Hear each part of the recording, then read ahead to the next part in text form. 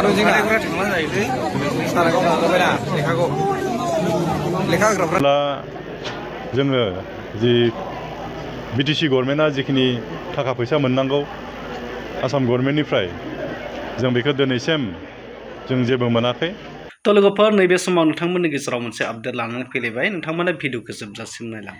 तो नोंथांमोना नुदों जानांगौ मिथिदों जानांगौ जोंनि दानि बिटिसिनि चिफ मानगोनां हाग्रामा मुलुगसार बिथांनि न'नि लांगोनायाव गोबांथार माखासे लाइमोनफोरजों लोगोसे न'खरनि सोद्रोमाफ्रा जाय समाव बिटिसि गभर्नमेन्टआ लाइमोनफोरनो जायफ्रा खामानि गैजायै लाइमोनफोरनो 2 लाख रां होगोन होननानै जि खोथा होनायमोन दासिमबो बेखौ मोननो हायैनि थाखाय बा डकुमेन्ट्स होदोंब्लाबो जायनि थाखाय डाइरेक्टलि सीएमनि न'खराव थांनानै डकुमेन्ट्स हैनायखौ जों नुनो मोनदों। तो नोंथांमोना जोबजासिम नायलां भिडिअ। नैबे ससे भिडिअ क्लिपआ माने शेयार खालामगासिनो बेखौ भाइरेल जादों जितु सीएम मानव गेदेर हाग्रामा मुलुगसार बिथांनि न'खरनि लांगोनायाव बा गेटआव थांनानै गोबांथार माखासे लाइमोनफोरजों लोगोसे न'खरनि सोद्रोमाफ्रा जितु बिटिसि गभर्नमेन्टनिफ्राय 2 लाख थाखा जायफोर लाइमोनफोरा खामानि गैजायै बेखार थानाय बिसोरनो होगोन होनदोंमोन। दा बे रांखौ गासैबो मोननो हायाखै आरो डकुमेन्ट्स हरदोंब्लाबो गोमाजोब्बाय। दा बेफोरबायदि बाथ्राखौ लानानै तो साफा सानैया मोनदों तो गोबाङानो मोननो हायाखै। दा बेखायनो सोरबा चेयारमेन जादों सोरबा मेम्बार जादों सोरबा कारापसन खालामदों।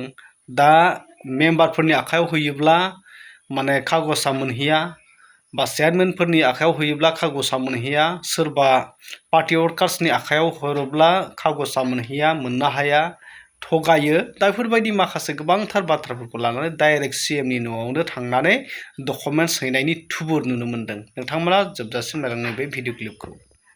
Kalau jika sekarang kau nggak beda, lekha kerja ini kerja manusia.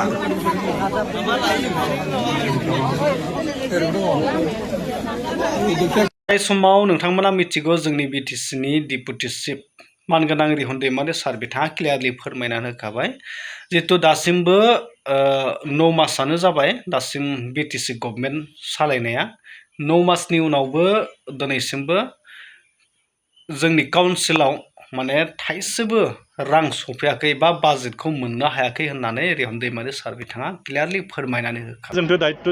जोंथ' दायित्व मोनबाय आरो जोंथ' रायजो राजानो गोबां खोथाफोरखौ होबोदों जोङो रायजो राजानि जौगानाय खामानि मावगोन होननानै आरो जोंहा गोबां खामानि मावनो दोङो। जिहेतु दायित्व मोनदोंब्लाबो जोंबो दासिम बे रोखोमनि जों खामानि मावनो हायाखै।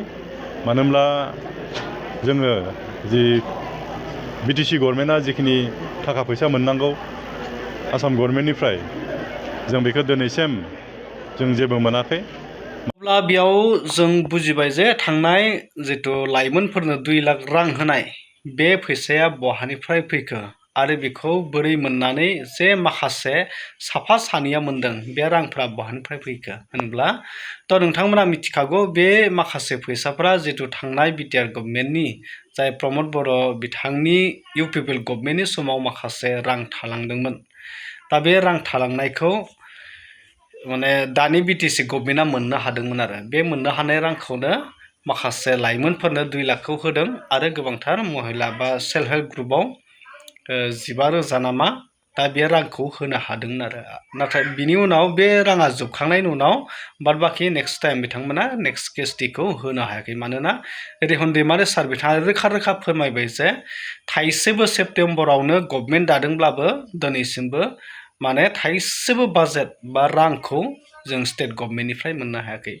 जाय स्टेट गभर्नमेन्टनिफ्रायसो जोंनि काउन्सिलाव सफैयो। नोंथांमोनाथ' बयबो मिथिखायो काउन्सिलनि गभर्नमेन्टआ माबायदि सेन्ट्रेलनिफ्राय स्टेटआव फैयो आरो स्टेटनिफ्रायसो जोंनि काउन्सिलाव फैयो।